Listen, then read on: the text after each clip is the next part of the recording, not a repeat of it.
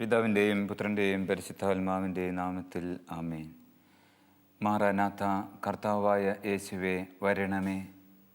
പാപികളും ബലഹീനരുമായ ഞങ്ങളുടെ മേലെ, ഞങ്ങളുടെ സമൂഹങ്ങളുടെ മേലെ നിൻ്റെ ദിവ്യകാരുണ്യമായി, നിൻ്റെ സാന്നിധ്യമായി നീ എഴുന്നള്ളി വരണമേ. ദൈവമേ, ചെവി ചായ്ച്ച് ഞങ്ങളുടെ പ്രാർത്ഥനയ്ക്ക് ഈ കാലയളവിൽ ഉത്തരമരുളണമേ.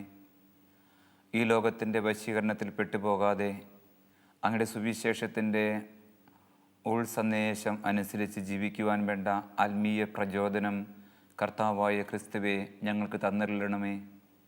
ദൈവമേ, ഉന്നതത്തിൽ നിന്ന് ശക്തി വരുവോളം നിങ്ങൾ നഗരത്തിൽ തന്നെ വസിക്കുവിൻ. നിങ്ങൾ പരിശുദ്ധാത്മാവിനെ സ്വീകരിക്കുവിൻ, വീണ്ടും ജനിക്കുവിൻ എന്ന് അങ്ങ് അരുളി ചെയ്തുവല്ലോ. കർത്താവേ, ഞങ്ങൾ അങ്ങിൽ അഭയം തേടുന്നു, ഞങ്ങൾ അങ്ങിൽ ആശ്രയം തേടുന്നു. ദൈവമേ, അങ്ങ് ഞങ്ങൾക്ക് സമീപസ്ഥനായിരിക്കണമേ. ദൈവമേ, അവിടുത്തെ ദിവ്യ സാന്നിധ്യം ഞങ്ങളുടെ കുടുംബങ്ങളിൽ നിറയട്ടെ. യേശുവേ, അവിടുത്തെ തിരുരക്തത്തിൻ്റെ അഭിഷേകം ഞങ്ങൾക്കും ഞങ്ങളുടെ കുടുംബാംഗങ്ങൾക്കും ലോകം മുഴുവനും ഉണ്ടാകട്ടെ. കർത്താവേ, അവിടുത്തെ അതിദാരുണമായ പീഡാസഹനത്തിൻ്റെ കൃപാവരത്തിൻ്റെ നീർച്ചാൽ കൊണ്ട്, അനുകമ്പ കൊണ്ട്, കരുണ കൊണ്ട് ദൈവമേ ഞങ്ങളെയും ഈ തിരുവചനം ശ്രമിക്കുന്ന സകല മനുഷ്യരെയും നിറയ്ക്കണമേ. ദൈവമേ, ഞങ്ങളോട് കരുണ തോന്നണമേ. ദയാപൂർവ്വം ഞങ്ങളുടെ പാപങ്ങൾ മായ്ച്ചു കളയണമേ. ഞങ്ങളുടെ അപരാധങ്ങളെ കഴുകിക്കളയണമേ. തെറ്റുകൾ തുടച്ചു മാറ്റണമേ. അവിടുത്തെ ദിവ്യ പരിശുദ്ധി കൊണ്ട് ഞങ്ങളെ നിറയ്ക്കണമേ. അവിടുത്തെ ദിവ്യ ശക്തി കൊണ്ട് ഞങ്ങളെ നിറയ്ക്കണമേ. ഞങ്ങളുടെ കുടുംബങ്ങളെ അങ്ങ് അനുഗ്രഹിക്കുകയും അലങ്കരിക്കുകയും ചെയ്യണമേ. യേശുവേ നന്ദി, യേശുവേ സ്തോത്രം, യേശുവേ മഹത്വം. പിതാവായ ദൈവമേ, ഞങ്ങൾ അങ്ങേ സ്തുതിക്കുന്നു, ആരാധിക്കുന്നു, സ്തോത്രം ചെയ്യുന്നു. പുത്രനായ യേശുവേ, ഞങ്ങൾ അങ്ങേ സ്തുതിക്കുന്നു. Hallelujah, hallelujah, hallelujah. കർത്താവേ, ഞങ്ങൾ അങ്ങേ സ്തുതിച്ച് ആരാധിച്ച് സ്തോത്രം ചെയ്യുന്നു. പരിശുദ്ധാത്മാവേ, ഞങ്ങൾ അങ്ങേ സ്തുതിക്കുന്നു. Hallelujah, hallelujah. യേശുവേ നന്ദി, യേശുവേ സ്തുതി. വിശുദ്ധ മത്തായിയുടെ സുവിശേഷം അധ്യായം 6 തിരുവചനം 25 മുതൽ. ഞാൻ നിങ്ങളോട് പറയുന്നു, എന്ത് ഭക്ഷിക്കും, എന്ത് പാനം ചെയ്യുമെന്ന് ജീവനെക്കുറിച്ചോ, എന്ത് ധരിക്കും എന്ന ശരീരത്തെക്കുറിച്ചോ നിങ്ങൾ ഉത്കണ്ഠാകുലരാകേണ്ട. ഭക്ഷണത്തേക്കാൾ ജീവനും വസ്ത്രത്തേക്കാൾ ശരീരവും ശ്രേഷ്ഠമല്ലേ? ആകാശത്തിലെ പക്ഷികളെ നോക്കുവിൻ. അവ വിതയ്ക്കുന്നില്ല, കൊയ്യുന്നില്ല, കളപ്പുരയിൽ ശേഖരിക്കുന്നുമില്ല. എങ്കിലും നിങ്ങളുടെ സ്വർഗസ്ഥനായ പിതാവ് അവയെ തീറ്റിപ്പോറ്റുന്നു. അവയേക്കാൾ എത്രയോ വിലപ്പെട്ടവരാണ് നിങ്ങൾ. ഉത്കണ്ഠ മൂലം ആയുസ്സിൻ്റെ ദൈർഘ്യം ഒരു മുഴമെങ്കിലും കൂട്ടാൻ നിങ്ങളിൽ ആർക്കെങ്കിലും സാധിക്കുമോ? വസ്ത്രത്തെപ്പറ്റി നിങ്ങൾ എന്തിന് ആകുലരാകുന്നു? വയലിലെ ലില്ലികൾ എങ്ങനെ വളരുന്നു എന്ന് നോക്കുക. അവ അധ്വാനിക്കുന്നില്ല, നൂൽ നൂൽക്കുന്നുമില്ല. സത്യമായും ഞാൻ നിങ്ങളോട് പറയുന്നു, സോളമൻ പോലും തൻ്റെ സർവ്വമഹത്വത്തിലും ഇവയിൽ ഒന്നിനെപ്പോലെ അലങ്കൃതനായിരുന്നില്ല. ഇന്നുള്ളതും നാളെ അടുപ്പിൽ എറിയപ്പെടുന്നതും ആയ പുല്ലിനെ ദൈവം ഇപ്രകാരം അലങ്കരിക്കുന്നുവെങ്കിൽ അല്പവിശ്വാസികളെ, നിങ്ങളെ അവിടുന്ന് എത്ര അധികം അലങ്കരിക്കുകയില്ല. അതിനാൽ എന്ത് ഭക്ഷിക്കും, എന്ത് പാനം ചെയ്യും, എന്ത് ധരിക്കുമെന്ന് വിചാരിച്ച് നിങ്ങൾ ആകുലരാകേണ്ട. വിജാതിരാണ് ഇവയെല്ലാം അന്വേഷിക്കുന്നത്. നിങ്ങൾക്കിവയെല്ലാം ആവശ്യമാണെന്ന് നിങ്ങളുടെ സ്വർഗീയ പിതാവ് അറിയുന്നു. നിങ്ങൾ ആദ്യം അവിടുത്തെ രാജ്യവും അവിടുത്തെ നീതിയും അന്വേഷിക്കുക, അതോടൊപ്പം മറ്റുള്ളവയെല്ലാം നിങ്ങൾക്ക് ലഭിക്കും. അതിനാൽ നാളെയെക്കുറിച്ച് നിങ്ങൾ ആകുലരാകരുത്. നാളത്തെ ദിനം തന്നെ അതിനെക്കുറിച്ച് ആകുലപ്പെട്ടുകൊള്ളും. ഓരോ ദിവസത്തിനും അതതിൻ്റെ ക്ലേശം മതി. ഈശോ മിശിഹായിൽ പ്രിയപ്പെട്ട സഹോദരി സഹോദരന്മാരെ, വളരെ സുന്ദരമായ ദൈവവചന ഭാഗമാണ് നാം ശ്രമിച്ചത്. പ്രിയ സഹോദരങ്ങളെ, ജീവിതത്തെ എങ്ങനെ നാം നോക്കിക്കാണണം, ജീവിതത്തിൽ എന്തിനൊക്കെ നാം പ്രാധാന്യം കൊടുക്കണം തുടങ്ങിയ സത്യങ്ങൾ കർത്താവ് നമ്മെ പഠിപ്പിക്കുകയാണ് ഈ ദൈവവചനത്തിലൂടെ. പരമപ്രധാനമായും ജീവിതം, സങ്കീർത്തകൻ പറയുന്നത് പോലെ, ദൈവത്തിൻ്റെ ദാനമാണല്ലോ. തിരുവചനം നമ്മെ ഓർമ്മപ്പെടുത്തുന്നത് നമ്മൾ ഓർക്കാം, ശിശുക്കൾ ദൈവത്തിൻ്റെ ദാനമാണ്, സമ്മാനമാണ്. ഈ ജീവിതവും അങ്ങനെ തന്നെ. എങ്കിൽ കർത്താവ് പറയുന്നു, ദൈവപരിപാലനയിൽ ആശ്രയിക്കുക. ജീവൻ തന്നവൻ ജീവനെ പോറ്റും, ജീവൻ തന്നവൻ ജീവനെ സംരക്ഷിക്കും, ജീവനെ നിലനിർത്തും. ദൈവത്തിൽ എന്നും പരമമായി ആശ്രയം വെച്ച് മുന്നേറുക, അതാണ് കർത്താവ് സുവിശേഷത്തിൽ ഓർമ്മപ്പെടുത്തുക. ഈ സുവിശേഷ വചനത്തിൻ്റെ അന്തസത്തയെ അതിൻ്റെ ആഴങ്ങളിൽ ഗ്രഹിച്ചിട്ട് അത് സ്വജീവിതത്തിൽ പ്രാവർത്തികമാക്കുവാൻ തുനിയുന്നവരാണ് വാസ്തവത്തിൽ സന്യാസ ദാരിദ്ര്യവ്രതം ഏറ്റെടുത്ത് ജീവിക്കുന്ന വ്യക്തികൾ. അത് എവിടെയാണെങ്കിലും എല്ലാ കാലഘട്ടങ്ങളിലും നമുക്ക് കാണാൻ പറ്റുന്നതാണ്. സന്യാസത്തിൽ ദാരിദ്ര്യം വ്രതമായിട്ടെടുക്കുക എന്ന് പറഞ്ഞാൽ ബോധപൂർവം ദൈവപരിപാലനയിൽ ആശ്രയിക്കുക എന്നാണ് അതിൻ്റെ അർത്ഥം. ബൈ ചാൻസ് ആയിട്ടല്ല, അല്പസമയത്തേക്കോ അല്പവർഷത്തേക്കോ അല്ല, ജീവിതത്തിൻ്റെ ആത്യന്ത്യം ദൈവമാണ് എൻ്റെ സർവസ്വവും, ദൈവമാണ് എൻ്റെ സകലതും, എൻ്റെ ദൈവം എനിക്ക് മതിയായവനാണ്, എൻ്റെ ദൈവം എൻ്റെ സമ്പത്താണ്, എൻ്റെ ദൈവം എന്നെ കരുതുന്നവനാണ്, എൻ്റെ കർത്താവ് എന്നെ കാക്കുന്നവനാണ്, എൻ്റെ ദൈവം എന്നെ പച്ചയായ പുൽത്തകിടിയിലേക്കും പ്രശാന്തമായ ജലാശയത്തിലേക്കും നയിക്കുന്നവനാണ്, അവിടുന്ന് വിചാരിച്ചാൽ എനിക്ക് മന്നയും കാടപ്പക്ഷിയും പാറ പിളർന്ന ജീവജലവും നൽകുവാൻ സാധിക്കുന്നവനാണ് തുടങ്ങി ദൈവത്തിൻ്റെ അനന്തമായ ശക്തിയെയും അവർണ്ണനീയമായ പരിപാലനയെയും അവാജ്യമായ ഇടപെടലിനെയും ജീവിതത്തിൽ അത്യധികം ആഴത്തിൽ ഉൾക്കൊണ്ട് കഴിയുമ്പോൾ ഒരു വ്യക്തി പിന്നെ ലോകത്തിൻ്റെ ഇത്തിരി സമ്പത്തും സ്ഥാനമാനങ്ങളും സ്വന്തമാക്കുവാനുള്ള വ്യഗ്രത ഉപേക്ഷിക്കുകയാണ് ചെയ്യുക. അതിന് പകരം ദൈവത്തെ പൂർണ്ണമായും തീവ്രമായും സ്വന്തമാക്കുവാൻ ആഗ്രഹിക്കുന്നു. അതിനുവേണ്ടിയാണ് സന്യാസത്തിൽ വ്രതം സ്വീകരിക്കുന്നത്, ദാരിദ്ര്യം വ്രതമായി സ്വീകരിക്കുന്നത്. അഥവാ വേറെ വാക്കിൽ പറഞ്ഞ് നാം വായിച്ചു കേട്ട വചനം പോലെ, നിങ്ങൾ ആദ്യം അവിടുത്തെ രാജ്യവും അവിടുത്തെ നീതിയും അന്വേഷിക്കുക, അതോടൊപ്പം മറ്റുള്ളവയെല്ലാം ലഭിക്കും. അപ്പോൾ ദൈവത്തെ ഏറ്റവും തീവ്രവും ഏറ്റവും ആഴവുമായ വിധത്തിൽ അന്വേഷിക്കുവാനും അനുഗമിക്കുവാനും അനുകരിക്കുവാനുമുള്ള വെമ്പലാണ് വാസ്തവത്തിൽ, ഉള്ളിൻ്റെ ഉൾപ്രേരണയാണ് വാസ്തവത്തിൽ ദാരിദ്ര്യവ്രതം സ്വീകരിക്കുക എന്ന് പറഞ്ഞാൽ.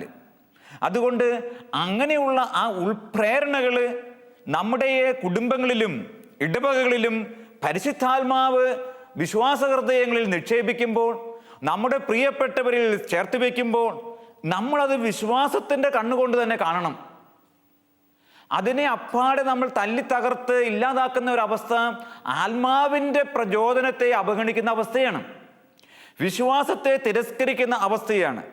പരിശുദ്ധാത്മാവാണ് ഒരു വ്യക്തിയെ ക്രിസ്തു യേശുവിനെ റാഡിക്കലായിട്ട് അനുകരിക്കുവാനുള്ള ഉൾപ്രേരണ വിശ്വാസികളുടെ ഇടയിൽ ആർക്കെങ്കിലും കൊടുക്കുക. അങ്ങനെയുള്ളവരാണ് വാസ്തവത്തിൽ സന്യാസത്തിലേക്ക് വരുന്നതും ദാരിദ്ര്യം വ്രതമായി സ്വീകരിച്ച് പൂർണ്ണ മനസ്സോടെ അനുഗമിക്കുവാനുള്ള ദൃഢനിശ്ചയം ലോകത്തോടും ദൈവത്തോടും ഏറ്റുപറഞ്ഞ് ജീവിക്കുന്നത്. ആ ജീവിതത്തിൽ മുന്നേറുക, അതിലൂടെ ആനന്ദിക്കുക. അതായത് വേറെ തരത്തിൽ പറഞ്ഞാൽ അതിലൂടെ അവരെന്താ ചെയ്യുന്നത്? സ്വർഗത്തെ ലോകത്തിൽ നട്ടു വളർത്തുകയാണ്. ഈ ലോകമല്ല, സ്വർഗമാണ് നിലനിൽക്കുന്നത്. ആ സ്വർഗത്തിൻ്റെ നിദർശനമായിട്ട് വാസ്തവത്തിൽ ഈ ലാളിത്യ ജീവിതം, ദാരിദ്ര്യ ജീവിതം, ശൂന്യവൽക്കരണത്തിന് ജീവിതം നയിക്കുന്നവർ മുന്നേറുകയാണ്. പ്രിയപ്പെട്ട സഹോദരങ്ങളെ, കർത്താവ് പറയുകയാണ്, ഇനി അങ്ങനെ മുന്നേറുന്നവർക്കും ദൈവം ഒത്തിരി കൃപകൾ നൽകിയിട്ടുണ്ട്. അത് നമ്മൾ ഓർക്കണം. ആ കൃപയിലൂടെ ഒരു കുടുംബവും അനുഗ്രഹിക്കപ്പെടുകയാണ്. കാരണം ദൈവത്തിന് വേണ്ടി നമ്മൾ എന്തെങ്കിലും കൊടുത്താൽ ഒന്നിന് 100 ഇരട്ടിയായിട്ട് തിരിച്ചു തരുമെന്ന് ദൈവം വാഗ്ദാനം ചെയ്തിരിക്കുക. ഒരു കുടുംബം തൻ്റെ മകനെയോ തൻ്റെ മക്കളെയോ ദൈവത്തിന് വേണ്ടി കൊടുക്കുമ്പോൾ ആ കുടുംബത്തിലേക്ക് 100 ഇരട്ടി കൃപകൾ ലഭിക്കും. അത് നമ്മൾ മറന്നു പോകരുത്. അത് പലപ്പോഴും നമ്മൾ ആ സത്യങ്ങളൊക്കെ വിശ്വാസത്തിൽ കാണാത്തത് കൊണ്ടാണ് നമ്മുടെ കുടുംബങ്ങളിൽ നിന്നും ആരെങ്കിലും സന്യാസ ജീവിതത്തിലേക്കോ സമർപ്പണ ജീവിതത്തിലേക്കോ പൗരോഹിത്യ ജീവിതത്തിലേക്കൊക്കെ മുന്നോട്ട് പോകാൻ ആഗ്രഹിക്കുമ്പോൾ തടസ്സം പറയുന്നത്. അത് ശരിയായൊരു അപ്രോച്ചല്ല. കർത്താവിലുള്ള വിശ്വാസം ഇവിടെ നമ്മൾ ഓർക്കണം. മർക്കോസിന്റെ സുവിശേഷം 10-ാം അധ്യായം 30, 31, 15 പ്രകാരം വായിക്കും: എന്നെ പ്രതിയും സുവിശേഷത്തെ പ്രതിയും ഭവനത്തെയോ സഹോദരനെയോ സഹോദരിയോ പിതാവിനെയോ മക്കളെയോ വയലുകളെയോ ത്യജിക്കുന്നവരിൽ ആർക്കും ഇവിടെ വെച്ച് തന്നെ 100 ഇരട്ടി ലഭിക്കാതിരിക്കില്ല, വരാനിരിക്കുന്ന കാലത്ത് നിത്യജീവനും. ഈ 100 ഇരട്ടി കൃപ എന്ന് പറയുന്നത് നഷ്ടങ്ങളുടെ നേട്ടങ്ങളാണ്. നഷ്ടങ്ങൾ എന്നെ കഷ്ടത്തിലാക്കിയെന്നാരും വിചാരിക്കരുത്. നഷ്ടങ്ങൾ എന്നെ നേട്ടത്തിലാക്കുന്നുള്ളൂ. ആർക്ക് വേണ്ടിയുള്ള നഷ്ടങ്ങളാണ്? ക്രിസ്തുവിനെ പ്രതി, ക്രിസ്തുവിന് വേണ്ടി, ദൈവരാജ്യത്തിന് വേണ്ടി, ദൈവമഹത്വത്തിന് വേണ്ടിയുള്ള നഷ്ടങ്ങൾ. ലോകത്തിൻ്റെ ദൃഷ്ടിയിൽ നമ്മൾ നടത്തുന്ന എല്ലാ നഷ്ടങ്ങളും ദൈവത്തിൻ്റെ ദൃഷ്ടിയിൽ നേട്ടങ്ങളായി മാറും, അനുഗ്രഹമായി മാറും, കൃപാവരത്തിൻ്റെ നീർച്ചാൽ പ്രവാഹമായി മാറും. ആ ഒരു ബോധ്യം ഉൾക്കൊണ്ടുകൊണ്ട് വേണം വാസ്തവത്തിൽ നമ്മൾ ദാരിദ്ര്യത്തെ സ്നേഹിക്കുവാൻ. ക്രിസ്തുവിനെ സ്നേഹിക്കുന്നതിന് തുല്യമായി നാം ദാരിദ്ര്യത്തെ സ്നേഹിക്കുകയാണ്. പുറപ്പാടിൻ്റെ പുസ്തകം 20-ാം അധ്യായം 2 മുതൽ 5 വരെയുള്ള വചനത്തിൽ ഇപ്രകാരം പറയും: ഒരു വിഗ്രഹവും നിനക്കായി ഉണ്ടാക്കരുത്, നീ അവയ്ക്ക് മുൻപിൽ തല കുനിക്കുകയോ അവയെ സ്നേഹിക്കുകയോ അരുത്. സന്യാസ ദാരിദ്ര്യം എന്ന് പറയുന്നത് ഈ ലോകത്തിൻ്റെ എല്ലാവിധത്തിലുള്ള വിഗ്രഹങ്ങളുടെ ബന്ധനങ്ങളിൽ നിന്നും, പണത്തിൻ്റെയോ സ്വാധീനത്തിൻ്റെയോ അധികാരത്തിൻ്റെയോ അങ്ങനെയുള്ള എല്ലാ ബന്ധനത്തിൽ നിന്നും എന്നേക്കുമായിട്ടുള്ള ഒരു മോചനമാണ്, ഒരു മുക്തിയാണ്, ഒരു സ്വാതന്ത്ര്യമാണ്. അത് നൽകുന്നതാകട്ടെ ദൈവത്തിൻ്റെ പരിശുദ്ധാത്മാവാണ്. ആത്മാവ് ഉള്ളിടത്ത് സ്വാതന്ത്ര്യമുണ്ട്. നമ്മൾ ചരിത്രത്തിലേക്ക് നോക്കുകയെ, സന്യാസത്തിൽ പ്രവേശിച്ചിട്ട് ദാരിദ്ര്യവ്രതം സ്വീകരിച്ചിട്ട് ആർക്കെങ്കിലും എവിടെയെങ്കിലും എന്തെങ്കിലും ഒരു കുറവ് സംഭവിച്ചിട്ടുണ്ടോ? മറിച്ച് കുറവാണോ അതെയോ സമൃദ്ധിയാണോ? ദൈവം സമർത്ഥമായി തീറ്റിപ്പോറ്റുക, സമർത്ഥമായി അവരെ സംരക്ഷിക്കുക. അതായത് തിരസ്കരിച്ചു എങ്കിൽ ഇത് അനുഗ്രഹിച്ചു എന്ന് കൂട്ടിയാൽ മതി. തിരസ്കരണത്തിലൂടെ അനുഗ്രഹമാണ് ഒഴുകുന്നത്. ഫ്രാൻസിസ് അസീസിയുടെ കഥയോർത്ത് നോക്കൂ. സഭയിലെ വലിയ വിശുദ്ധന്മാരുടെയും ദാരിദ്ര്യത്തെ അങ്ങേയറ്റം സ്നേഹിച്ച പിതാക്കന്മാരുടെയും കഥയോർത്ത് നോക്കുകയെ, അവർക്കൊന്നും ദൈവം ജീവിതയാത്രയിൽ ഒരു കുറവും വരുത്തിയിട്ടില്ല. സന്യാസത്തെ വ്രതമായി സ്വീകരിച്ച് ദാരിദ്ര്യത്തെ കൃപയായി കണ്ട് സഞ്ചരിക്കുന്ന ഇന്ത്യയിലെ അനേകം മനുഷ്യരുണ്ടല്ലോ. അവർക്ക് പാതയോരത്ത് വിശ്രമം നൽകുവാനും പാതയോരത്ത് വെള്ളവും വിശപ്പിനുള്ള ആഹാരവും നൽകുവാനും ദൈവം എത്രയോ വ്യക്തികളെ കരുതി വച്ചിരിക്കുന്നു. കാരണം ദൈവത്തിൻ്റെ ആത്മാവ് ഈ മണ്ണിൽ, ഈ ഭൂമിയിൽ ക്രിസ്തുവിൻ്റെ കുരിശിലൂടെ ഒഴുകിയിറങ്ങിയതാണ്. ആ ആത്മാവ് മറ്റ് ഹൃദയങ്ങളെ ഉത്തേജിപ്പിക്കും. ഞാൻ വളരെ നിസ്സാരമായിട്ട് തോന്നിക്കഴിഞ്ഞാൽ ഇതുമായിട്ടൊന്നും ബന്ധമില്ല എങ്കിൽ പോലും, ഞാൻ കഴിഞ്ഞ ദിവസം ഞങ്ങൾ കളി കഴിഞ്ഞിട്ട് ഇറങ്ങിപ്പോരുമ്പോൾ അല്പം മഴ ചാറുന്നുണ്ടായിരുന്നു. അങ്ങനെ ഇറങ്ങിപ്പോരുന്ന വഴിക്ക് രസകരമായ കാഴ്ച, ഞങ്ങളുടെ ഡിവൈൻ ക്യാമ്പസിലൂടെ വൈകുന്നേരങ്ങളിൽ സൈക്കിൾ ചവിട്ടുന്ന കുറേ കുട്ടികളുണ്ട്. ഇവർ പോകുന്ന കണ്ടു കഴിഞ്ഞാൽ വളരെ ഇവിടെ ബാലൻസ് പിടിച്ചും കൈവിട്ടും ഒക്കെ അവർ അഭ്യാസം കളിക്കുന്ന ഒരു സ്ഥലം കൂടിയാണ് ക്യാമ്പസിലായതുകൊണ്ട്. അങ്ങനെ അഭ്യാസം കളിച്ചുകൊണ്ട് കുറേ പിള്ളേർ സൈക്കിളിൽ ഓടി നടക്കുന്നു. അതേസമയം 1-2 കുട്ടികൾ, ഈ ക്യാമ്പസിൽ എവിടെ നിന്നോ കയറി വന്ന 2 പൂച്ചക്കുട്ടികളുണ്ട്. ഈ പൂച്ചക്കുട്ടികൾ വാസ്തവത്തിൽ വല്ലാതെ വിശന്ന് പൊരിഞ്ഞ് കിടക്കുക. കാരണം ആ പൂച്ചയെ ആർക്കും സംരക്ഷിക്കാൻ തോന്നിയിട്ടില്ല ഇത്രയും കാലമായിട്ട്. ഇവിടെ ഇഷ്ടം പോലെ ഒരു തരത്തിൽ പറഞ്ഞാൽ ഭക്ഷണ സാധനങ്ങൾ വെച്ച് വിളമ്പുന്നതുകൊണ്ട് ചിലപ്പോഴെങ്കിലുമൊക്കെ അധികം പറ്റായിട്ട് വന്ന് മാറിപ്പോകുന്നുമുണ്ട്. പക്ഷേ ഈ പൂച്ചക്കുട്ടികളുടെ അവസ്ഥ വളരെ ദുരന്തമായിരുന്നു. അതുങ്ങളുടെ വയറ് ഒട്ടിക്കിടക്കുകയാണ്. പക്ഷേ ഈ സൈക്കിൾ സവാരിക്കാർ കുട്ടികളിൽ 2 പേര് എവിടെ നിന്നോ 2 കഷ്ണം ബ്രെഡ് കൊണ്ടുവന്നിട്ട് ആ ബ്രെഡ് പൊടിച്ചിട്ട് ഈ പൂച്ചക്കുട്ടിക്ക് കൊടുക്കുകയാണ്. അതിലൊരുത്തൻ ഈ പൂച്ചക്കുട്ടിയുടെ ഈ ബ്രെഡ് തിന്നുന്നത് കണ്ടുകൊണ്ടിരിക്കുന്നു, അഥവാ അതിനെ സംരക്ഷിച്ചുകൊണ്ടിരിക്കുക. റോട്ടിലിട്ടാണ് കൊടുക്കുന്നത്. അപ്പം നീ തന്നെയുള്ളതെന്ന് ചോദിച്ചപ്പോൾ പറഞ്ഞു, വേറെ ആളും കൂടി ഉണ്ട്. എന്തി? അവൻ വെള്ളം എടുക്കാൻ പോയിരിക്കുക എന്ന് പറഞ്ഞു. എവിടെ? സൈക്കിളിന് വെള്ളം എടുക്കാൻ പോയിരിക്കുക. ഞാൻ ഇത്തിരി കഴിയുമ്പോൾ കാണുന്നത് രസകരമായ കാഴ്ചയാണ്. ഇവന് സൈക്കിളിൽ കൊച്ചനാണ് കേട്ടോ. ഒരു കൈ പിടിച്ചിട്ട് ഒരു കയ്യിൽ ഒരു ഗ്ലാസ് വെള്ളവും ഈ പ്ലാസ്റ്റിക് ഗ്ലാസ്സിനകത്ത് വെള്ളമായിട്ടാകുമ്പോൾ ഇരിക്കുക. ഈ പൂച്ച ഉണക്കറൊട്ടി തിന്നുമ്പോൾ അതിന് വല്ലാത്ത വരൾച്ച അനുഭവപ്പെടുക. അപ്പോൾ ഈ പൂച്ചയ്ക്ക് വെള്ളം കൊടുക്കുവാൻ ഇവൻ എവിടെയൊക്കെ ഓടിപ്പോയിട്ട് സൈക്കിളിൽ വെള്ളമായിട്ട് വന്നിരിക്കുക. വളരെ സ്പീഡിൽ അവൻ്റെ വരവ്, ഒറ്റ കയ്യെ പിടിച്ചിട്ടുള്ളൂ എങ്കിൽ പോലും അങ്ങനെ പിടിച്ചു വരിക. എന്നിട്ട് കൊണ്ടുവന്ന് വെള്ളം വെച്ച് കൊടുക്കുക. നോക്കൂ, ഒരു പൂച്ചക്കുട്ടിയുടെ ഒട്ടിയ വയറിനെ പോലും കൊച്ചു കുട്ടികളവർ 2-ലോ 1-ലോ ഒക്കെ പഠിക്കുന്ന പിള്ളേരാണ്. അവർ ആ പൂച്ചയെ സ്നേഹിക്കുക. ഇവിടെ വലിയ ആളുകളൊക്കെ ഉണ്ടായിരുന്നു, ഒന്നും ചെയ്തില്ല. പക്ഷേ ആ കുട്ടികളെ ചെയ്യുക. ഒരു പൂച്ചക്കുട്ടിയെ ഇത്രയേറെ സംരക്ഷിച്ചു. ദൈവം ആ കുഞ്ഞുങ്ങളുടെ ഹൃദയങ്ങളെ തവിപ്പിച്ചു എന്നല്ലേ പറയാൻ പറ്റൂ. അല്ലെങ്കിൽ എങ്ങനെ അവരിങ്ങനെ വാശിയിൽ സൈക്കിൾ ചവിട്ടുന്നതിൻ്റെ ഇടയ്ക്ക് ഈ പൂച്ചക്കുട്ടിയെ കാണുന്നത്, അതിനെ സ്നേഹിക്കുന്നത്, അതിന് ഭക്ഷണം കൊടുക്കുന്നത്. കർത്താവ് പറയുക, വയലിലെ എല്ലുകളെയും പറവുകളെയും പൂച്ചക്കുട്ടികളെയും ഒക്കെ ഇങ്ങനെ തീറ്റിപ്പോറ്റുന്ന ദൈവം. പ്രിയപ്പെട്ട സിസ്റ്റേഴ്സ്, പ്രിയപ്പെട്ട ബ്രദേഴ്സ്, പ്രിയപ്പെട്ട സഹോദരി സഹോദരന്മാരെ, ദാരിദ്ര്യം വ്രതമായി എടുത്ത നമ്മളെ തീറ്റിപ്പോറ്റില്ലേ, സംരക്ഷിക്കില്ലേ നമ്മുടെ ദുഃഖങ്ങളില്, പീഡകളില്, തകർച്ചകളില്, രോഗങ്ങളില്. അതുകൊണ്ടാണ് നമ്മൾ വാസ്തവത്തിൽ ആ വ്രതമെടുത്ത് കഴിയുമ്പോൾ ദൈവം എനിക്ക് സർവസ്വം എന്ന് ഫ്രാൻസിസ് അസീസിയെ പോലെ പറയുന്നത്, അതിൽ ആനന്ദിക്കുന്നത്. കർത്താവ് പറയുന്ന വചനവും അത് തന്നെയാണ്. പ്രിയപ്പെട്ടവരെ, മർക്കോസിന്റെ സുവിശേഷത്തില് 12-ാം അധ്യായത്തില് 30-ാം വചനം ഇതാണ്: പൂർണ്ണ ഹൃദയത്തോടെ ദൈവത്തെ സ്നേഹിക്കുക. തീവ്രമായി സ്നേഹിക്കുന്ന ഒരവസ്ഥ. ഈ തീവ്രമായ ക്രിസ്തുവിനെ അനുഗമിക്കുന്ന അവസ്ഥയാണ് വാസ്തവത്തിൽ ദാരിദ്ര്യം എന്ന് പറയുന്നത്, ലളിത ജീവിതം എന്ന് പറയുക. കർത്താവിൻ്റെ തിരുവചനം നമ്മെ ഓർമ്മപ്പെടുത്തുന്നതും അത് തന്നെയാണ്. 1 തിമോത്തി 6-ാം അധ്യായം 7 മുതൽ 10 വരെയുള്ള വചനത്തിൽ അപ്പസ്തോലൻ നമ്മോട് പറയുന്ന ദാരിദ്ര്യവ്രതത്തിൻ്റെ സവിശേഷത ഇപ്രകാരമാണ്: നാം ഈ ലോകത്തിലേക്കൊന്നും കൊണ്ടുവന്നില്ല, ഇവിടെ നിന്നൊന്നും കൊണ്ടുപോകാനും നമുക്ക് സാധിക്കുകയുമില്ല. ഈ ഒരു സത്യം ഓർത്തിരുന്നെങ്കിൽ ഈ വെട്ടിപ്പിടുത്തത്തിൻ്റെ ആത്മാവ് നമ്മെ വിട്ടുപോയേനെ. ഇന്ന് നമ്മൾ ജീവിക്കുന്ന കാലഘട്ടത്തിൻ്റെ പ്രത്യേകത എന്താ? വെട്ടിപ്പിടിക്കുകയല്ലേ. ഈ കഴിഞ്ഞ ദിവസം 8 കോടി രൂപ ഏതോ വിദേശ രാജ്യത്ത് നിന്ന് കള്ളപ്പണം, അതായത് കള്ളനോട്ടുണ്ടാക്കി ഇന്ത്യയെ കൊണ്ടുവന്ന കഥ വായിച്ചു. 8 കോടി രൂപ ഇങ്ങനെ വെട്ടിപ്പിടിക്കുന്നു, വെട്ടിമലർത്തുന്നു, ചേർത്ത് വെക്കുന്നു, എല്ലാം ചെയ്യുന്ന അവസ്ഥ. തിരുവചനം പറയുന്നു, നാം ഈ ലോകത്തിലേക്കൊന്നും കൊണ്ടുവന്നില്ല, ഇവിടെ നിന്നൊന്നും കൊണ്ടുപോകുവാനും നമുക്ക് സാധിക്കുകയില്ല. വീണ്ടും അവിടുന്ന് പറയുകയാണ്, ഭക്ഷണവും വസ്ത്രവും ഉണ്ടെങ്കിൽ അതുകൊണ്ട് നമുക്ക് തൃപ്തിപ്പെടാം. ധനവാന്മാരാകണമെന്ന് ആഗ്രഹിക്കുന്നവർ പ്രലോഭനത്തിലും കെണിയിലും മനുഷ്യനെ അധപതനത്തിലേക്കും നാശത്തിലേക്കും തള്ളിയിടുന്ന നിരവധി വ്യാമോഹങ്ങളിലും നിബന്ധിക്കുന്നു. ഈ വചനം വളരെ ശ്രദ്ധേയമാണ് സഹോദരങ്ങളെ. നമ്മൾ ജീവിക്കുന്ന ചുറ്റുപാടുകൾ നടക്കുന്ന ചില സത്യങ്ങൾ നൂറ്റാണ്ടുകൾക്ക് മുൻപ് ദൈവം വെളിപ്പെടുത്തുകയാണ്. എന്ത്? ധനമോഹം. ധനവാന്മാരാകണമെന്ന് ആഗ്രഹിക്കുന്നവർ പ്രലോഭനത്തിലും കെണിയിലും മനുഷ്യനെ അധപതനത്തിലേക്കും നാശത്തിലേക്കും തള്ളിയിടുന്ന നിരവധി വ്യാമോഹങ്ങളിൽ നിബന്ധിക്കുന്നു. എന്തെന്നാൽ ധനമോഹമാണ് എല്ലാ തിന്മകളുടെയും അടിസ്ഥാന കാരണം. ഇവിടെ ഈ വചനം വെച്ചുകൊണ്ട് ദാരിദ്ര്യവ്രതം സ്വീകരിച്ച വ്യക്തിയെ നമ്മൾ ഓർത്തു നോക്കുകയും, ധനമോഹമാണ് എല്ലാ തിന്മകളുടെയും അടിസ്ഥാന കാരണം. ഇങ്ങനെ സുവിശേഷത്തിന്റെ രഹസ്യങ്ങൾ തിരിച്ചറിഞ്ഞൊരു വ്യക്തിയാണ് ഈ ലോകത്തിന്റെ സമ്പത്ത് അല്ല എനിക്ക് സമ്പത്ത്, മറിച്ച് ക്രിസ്തുവാണ് എനിക്ക് സമ്പത്ത്, ക്രിസ്തുവാണ് എനിക്ക് ജീവിതത്തിന്റെ സകലതും എന്ന് തിരിച്ചറിഞ്ഞിട്ടാണ് സന്യാസത്തിലേക്ക് മുന്നേറുന്നത്, ദാരിദ്ര്യം വ്രതമായി സ്വീകരിക്കുന്നത്. അതിലൂടെ അവർ പറയുകയാണ് എന്ത്? അവർ സന്യാസം സ്വീകരിച്ചവർ പറയുന്നത് എന്താണ്? ആഴമായ വിശ്വാസമാണ്.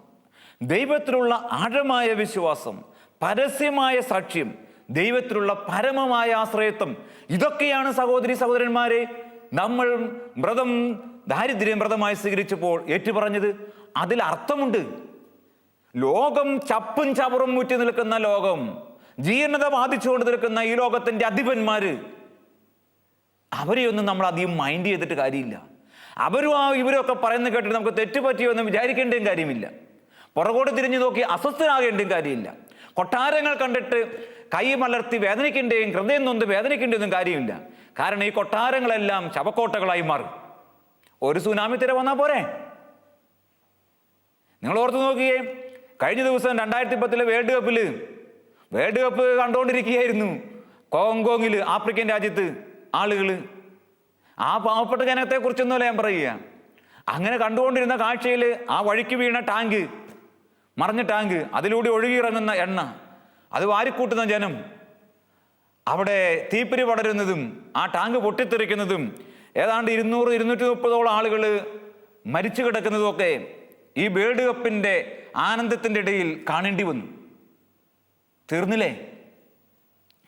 കൊട്ടാരങ്ങളെല്ലാം ശവക്കോട്ടകളായി മാറുന്ന അവസ്ഥ, കണക്കൂട്ടലുകളെല്ലാം തെറ്റുന്ന അവസ്ഥ. ഇതാ ഇങ്ങനെയുള്ളൊരവസ്ഥയിലാണ് പറയുന്നത്. എന്തെന്നാൽ ധനമോഹമാണ് എല്ലാ തിന്മകളുടെയും അടിസ്ഥാന കാരണമെന്ന് ഈശോ പറയുന്നത്. അപ്പോൾ ഇവിടെയൊക്കെ ദാരിദ്ര്യവ്രതത്തെ സ്നേഹിക്കുന്ന വ്യക്തിയെയും അതിനുവേണ്ടി നിലകൊണ്ട വ്യക്തിയെയും നമ്മൾ തിരിച്ചറിയുകയും ബലമതിക്കുകയും ചെയ്യണം. കർത്താവ് നമ്മെ ഓർമ്മപ്പെടുത്തുന്നതും അതാണ്. ദാരിദ്ര്യവ്രതത്തിലൂടെ എന്താണ് നമ്മൾ നേടുന്നത്? Poverty reveals the existence of God. ദൈവമുണ്ട് എന്ന് നമ്മൾ പ്രഘോഷിക്കുകയാണ്. ദാരിദ്ര്യം അതാണ് വെളിപ്പെടുത്തുന്നത്. ദൈവമുണ്ട് എന്ന് പറയുക. ദൈവമില്ലെങ്കിൽ പിന്നെ ദാരിദ്ര്യം സ്വീകരിച്ചിട്ട് കാര്യമില്ല. ദൈവമുണ്ട് എന്നതിന് ഏറ്റവും വലിയ സാക്ഷ്യം സന്യാസ ജീവിതമാണ്. വിശുദ്ധ വിൻസെന്റ് പോൾ പറയും, ഈ ദാരിദ്ര്യം എന്ന് പറയുന്നത് സന്യാസ ഭവനത്തിൻ്റെയും മനുഷ്യരാശിയുടെയും തന്നെ കോട്ട മതിലുകളാണെന്നാണ് പറയുക. കോട്ട മതിലുകളാണ്, ഫോർട്രസ് എന്ന് വെച്ച് കഴിഞ്ഞാലോ അതുപോലെ തന്നെ അതിൻ്റെ സുരക്ഷിത സങ്കേതമാണെന്ന് പറയുക. ഇവിടെ ഒരു ചോദ്യചിഹ്നമായിട്ട് നമ്മൾ മാറുകയാണ്. നമ്മളെ കാണുമ്പോൾ ലോകം തിരിച്ചറിയണം, ഈ കൊട്ടാരങ്ങളെല്ലാം തകർന്നു പോകും, ഈ ടാങ്കുകളെല്ലാം പൊട്ടിത്തെറിക്കും, ഈ സൗന്ദര്യം പൂണ്ട ഈ ശരീരം മുഴുവൻ ചുള്ളിക്കും. ആർഭാടങ്ങളും ധൂർത്തുമായിട്ട് പോകുന്ന ലോകത്തിന് മുൻപിൽ നമ്മളൊരു അടയാളമായി മാറണം. ലാളിത്യത്തിൻ്റെ ജീവിതം നയിക്കുമ്പോൾ അതാണ് സംഭവിക്കുക. തെസ്സലോനിയക്കാർക്ക് എഴുതിയ ലേഖനം 2-ാം ലേഖനം 3-ാം അധ്യായം 7 മുതൽ 12 വരെയുള്ള വചന പ്രകാരം വായിക്കും. നിങ്ങളോടുകൂടി ആയിരുന്നപ്പോൾ ഞങ്ങൾ അലസരായിരുന്നില്ല, ആരിൽ നിന്നും ഞങ്ങൾ അപ്പം ദാനമായി വാങ്ങിച്ച് ഭക്ഷിച്ചിട്ടില്ല, ആർക്കും ഭാരമാകാതിരിക്കാൻ വേണ്ടി ഞങ്ങൾ രാവുകൾ കഷ്ടപ്പെട്ട് കഠിനാധ്വാനം ചെയ്തു. അധ്വാനിക്കാത്തവർ ഭക്ഷിക്കാതിരിക്കട്ടെ, എല്ലാ കാര്യങ്ങളിൽ ഇടപെടുകയും എന്നാൽ ഒരു പ്രവൃത്തിയും ചെയ്യാതിരിക്കുന്ന അലസരായിരിക്കുകയും ചെയ്യുന്നവരോട് കർത്താവ് പറയുന്നു, അധ്വാനിക്കാത്തവൻ ഭക്ഷിക്കാതിരിക്കട്ടെ. യേശുവിൽ ഞങ്ങൾ കൽപ്പിക്കുകയും ഉത്ബോധിപ്പിക്കുകയും ചെയ്യുന്നു, അവർ ശാന്തരായി ജോലി ചെയ്ത് അപ്പം ഭക്ഷിക്കട്ടെ. ഇവിടെയും വചനം നമ്മെ ഓർമ്മപ്പെടുത്തുന്ന സന്യാസം, ദാരിദ്ര്യം വ്രതം സ്വീകരിച്ചവര് അലസനായി കഴിയേണ്ടവരല്ല. ഹാർഡ് വർക്ക് ചെയ്യണം, അധ്വാനിക്കണം. മനുഷ്യന്റെ പുരോഗതിക്ക് വേണ്ടി മണ്ണിൽ അധ്വാനിക്കണം. യഥാർത്ഥമായ ദാരിദ്ര്യം എന്ന് പറയുന്നത് ഇങ്ങനെ കഠിനാധ്വാനത്തിലൂടെ ശേഖരിച്ച് വെച്ച് മനുഷ്യർക്ക് വേണ്ടി പങ്കുവെച്ചു കൊടുക്കുന്നതാണ്. യഥാർത്ഥമായ ദാരിദ്ര്യത്തിൻ്റെ പ്രത്യേകത അതാണ്. കഠിനാധ്വാനത്തിലൂടെ മനുഷ്യൻ്റെ പട്ടിണിക്ക് ഉത്തരമായി മാറുക, കഠിനാധ്വാനത്തിലൂടെ മറ്റുള്ളവർക്ക് ഉപജീവനത്തിന് വേണ്ട മാർഗം ശേഖരിച്ചിട്ട് അത് പങ്കുവെക്കുക. അതുകൊണ്ടാണ് പോവർട്ടിയുടെ പ്രത്യേകത എന്ന് പറയുന്നത് എന്താണ്? ഈ പങ്കുവെക്കലാണ്. ഇന്ന് പലപ്പോഴും നമ്മൾ നോക്കിക്കഴിഞ്ഞാൽ നമ്മുടെ ചുറ്റുപാടുകളിൽ നമ്മൾ പങ്കുവെക്കാതെ മതിലുകൾ, കോട്ടകൾ തീർക്കുക. ഇതൊരു വിരോധാഭാസമായി മാറിക്കൊണ്ടിരിക്കുക. ഇന്നത്തെ സന്യാസത്തിൻ്റെ സാക്ഷി ജീവിതം, ദാരിദ്ര്യത്തിലൂടെയുള്ള സാക്ഷി ജീവിതം ചോദ്യചിഹ്നമായി മാറുകയാണ്. സിസ്റ്റേഴ്സ്, പ്രിയ ബ്രദേഴ്സ്, പ്രിയ സിസ്റ്റേഴ്സ്, നമ്മൾ ലോകത്തിന് മുൻപിൽ കൗണ്ടർ വിറ്റ്നസിംഗ് ആയി തീരുന്നുണ്ടോ എന്ന് ആത്മശോധന ചെയ്യേണ്ട സമയം കൂടിയാണിത്. കോട്ടകൾ തീർത്തും മതിലുകൾ തീർത്തും കൊട്ടാരങ്ങൾ പടുത്തുയർത്തിയും വലിയ സ്ഥാപനങ്ങൾ പടുത്തുയർത്തിയൊക്കെയും നമ്മുടെ സ്ഥാപനം, നമ്മുടെ സന്യാസം പങ്കുവെക്കലിന് പകരം ഇന്ന് കുന്നുകൂട്ടലിൻ്റെ ഒരു സന്യാസമായിട്ട്, ഒരു സമൂഹമായിട്ട് മാറിക്കൊണ്ടിരിക്കുകയാണോ? എങ്കിൽ നമ്മൾ ലോകത്തിലുള്ള മനുഷ്യർക്കേക്കാൾ ദുരന്തത്തിലും ദുഃഖത്തിലുമാവുക. അതുകൊണ്ട് സന്യാസ ജീവിതത്തെക്കുറിച്ചുള്ള സഭയുടെ കാഴ്ചപ്പാട് ഇതാണ്. അത് പങ്കുവെക്കലിൻ്റെ ആത്മീയതയാണ്, ജീവിതമാണ്. അപ്പോൾ സന്യാസ ജീവിതത്തിൻ്റെ ധർമ്മങ്ങൾ, സന്യാസ ജീവിതം എങ്ങനെയാണ് അനുഷ്ഠിക്കേണ്ടത്? ക്രിസ്തുവിനോടുള്ള സ്നേഹത്തെ പ്രതി സ്നേഹത്താലായിരിക്കണമെന്നാണ്. അപ്പോൾ ക്രിസ്തുവിൻ്റെ കയ്യിൽ കിട്ടിയതെല്ലാം, അഥവാ ക്രിസ്തു കയ്യിൽ ശേഖരിച്ചതെല്ലാം അത്ഭുതങ്ങളും അടയാളങ്ങളിലൂടെയും പോലും പകുത്തു കൊടുത്തു. 5 അപ്പവും 2 മീനും ക്രിസ്തു കയ്യിൽ ശേഖരിച്ചത് 5000-ങ്ങൾക്കും 10,000-ങ്ങൾക്കുമായി യേശു വിഭജിച്ചു കൊടുത്തു. അപ്പോൾ സന്യാസ ജീവിതം സമ്പന്നമാകുന്നത്, ദാരിദ്ര്യവ്രതം ആനന്ദവും അർത്ഥവുമായി തീരുന്നത്, നമ്മുടെ കയ്യിൽ വന്നു ചേരുന്നതും നമ്മൾ കൈകളിൽ ശേഖരിക്കുന്നതും നമ്മുടെ സമൂഹങ്ങളിൽ നമ്മൾ കരുതി വയ്ക്കുന്നതുമായ സമ്പത്ത് മറ്റുള്ളവർക്ക്, 1000-ങ്ങൾക്ക് 5000-ങ്ങൾക്ക് അഥവാ ആർക്കെങ്കിലും ഒരാൾക്കെങ്കിലും ഉപകരിക്കുന്ന രീതിയിൽ പകുത്തു കൊടുക്കുമ്പോഴാണ്. അപ്പോഴാണ് സ്നേഹമായി മാറുന്നത്, ക്രിസ്തുവിനുള്ള സ്നേഹമായി ദാരിദ്ര്യവ്രതം മാറുന്നത്. സ്വർഗരാജ്യത്തെക്കുറിച്ചുള്ള പ്രതീക്ഷയോടെയായിരിക്കണം. എനിക്കെല്ലാം പോയി എന്ന് വിചാരിച്ചിട്ടല്ല, ഞാൻ എല്ലാം നേടി എന്ന ബോധ്യത്തിൽ വ്രതത്തെ കാണണം എന്നാണ് സഭ പഠിപ്പിക്കുക. ദരിദ്രനായ ക്രിസ്തുവിൻ്റെ ജീവിതത്തെ അനുകരിക്കുകയാണ്. ലൗകിക വസ്തുക്കൾക്കുപരി ദൈവത്തിനും ദൈവരാജ്യത്തിനും വിലയുണ്ട്, പ്രാധാന്യമുണ്ട്, നിലനിൽപ്പുണ്ട് എന്ന സത്യം ലോകത്തോട് ജീവിതത്തിലൂടെ, വാക്കിലൂടെയല്ല ജീവിതത്തിലൂടെ നാം വിളിച്ചു പറയുകയാണ് സന്യാസ ദാരിദ്ര്യത്തിലൂടെ. അതായിരിക്കണം, അല്ലെങ്കിൽ അതിന് അർത്ഥമില്ല. അതാണ് നമ്മൾ ആത്മശോധന ചെയ്യേണ്ടത്. മറ്റുള്ളവർക്ക് ക്രിസ്തുവിനെ അനുഗമിക്കുവാനുള്ള ഉൾപ്രേരണയും പ്രോത്സാഹനവും എൻ്റെ ലാളിത്യ ജീവിതത്തിലൂടെ, എൻ്റെ ദാരിദ്ര്യ ജീവിതത്തിലൂടെ കൈവരുന്നില്ലെങ്കിൽ ഞാൻ ഈ ജീവിതത്തിൽ ക്രിസ്തുവിൻ്റെ എതിർസാക്ഷിയായി മാറും. ദാരിദ്ര്യത്തെപ്പറ്റി ജനങ്ങൾക്കുള്ള ആശയം നമ്മൾ വാസ്തവത്തിൽ എന്താണെന്ന് തിരിച്ചറിയണം. ഒരുപക്ഷെ ഇന്ന് നമ്മുടെ ജീവിതത്തെ കാണുമ്പോൾ ആളുകൾക്ക് അതിൻ്റെ അർത്ഥം മനസ്സിലാക്കാൻ പറ്റുന്നില്ലെങ്കിൽ നമ്മൾ നവീകരണത്തിനും വിശുദ്ധീകരണത്തിനും വീണ്ടും തയ്യാറാകേണ്ടിയിരിക്കുന്നു. കർത്താവ് നമ്മെ പറയുന്നത് അതാണ്. പ്രിയപ്പെട്ട സഹോദരി സഹോദരന്മാരെ, ദാരിദ്ര്യ ജീവിതത്തിൻ്റെ ഫലം എന്താണ്? നമുക്ക് സ്വർഗരാജ്യത്തിൻ്റെ ഉറപ്പാണ്. എൻ്റെ നാമത്തിൽ ഒരു ഗ്ലാസ് പച്ചവെള്ളം കൊടുത്താൽ പോലും നിങ്ങൾക്ക് പ്രതിഫലം നൽകുമെന്ന് പറയുന്ന കർത്താവ്, നാം ദാരിദ്ര്യ ജീവിതത്തെ സ്നേഹിച്ചിട്ട് നമ്മൾ ശേഖരിച്ചത് മറ്റുള്ളവർക്കായി പങ്കുവെക്കുമ്പോൾ ദൈവം ഈ ലോകത്തിൻ്റെ സമ്പത്ത് കൊണ്ടല്ല, സ്വർഗീയ കൃപകൾ കൊണ്ട് നമ്മുടെ ജീവിതത്തെ ധന്യമാക്കും. ജീവിച്ചിരിക്കുമ്പോൾ തന്നെ നമുക്ക് സ്വർഗരാജ്യത്തിൻ്റെ ആനന്ദവും സംജാതമാകും. ജീവിച്ചിരിക്കുമ്പോൾ തന്നെ നമ്മുടെ ജീവിതം ആഘോഷമായി മാറും, സെലിബ്രേഷനായി തീരും.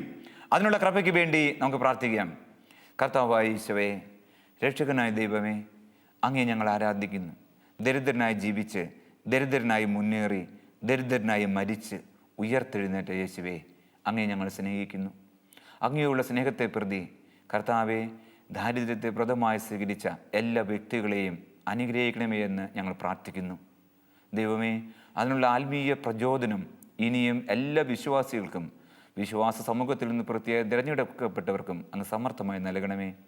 ദൈവമായ കർത്താവെ, ഞങ്ങളുടെ സഭയെയും സമൂഹങ്ങളെയും സന്യാസ ഭവനങ്ങളെയും അങ്ങയുടെ ചൈതന്യത്തിന് ചേർന്ന വിധം വീണ്ടും വീണ്ടും രൂപാന്തരപ്പെടുത്തണമേ എന്ന് ഞങ്ങൾ പ്രാർത്ഥിക്കുന്നു. ലോകത്തിൽ അങ്ങയുടെ സാക്ഷികളായി അവരെല്ലാവരും മാറുവാൻ ഇടയാകട്ടെ എന്ന് ഞങ്ങൾ പ്രാർത്ഥിക്കുന്നു.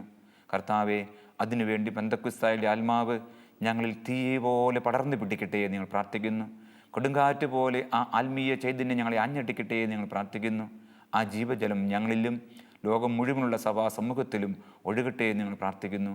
ദൈവമേ, അവിടുത്തേക്ക് സ്തുതിയും സ്തോത്രവും ആരാധനയും എന്നും എന്നേക്കും. ആമേൻ.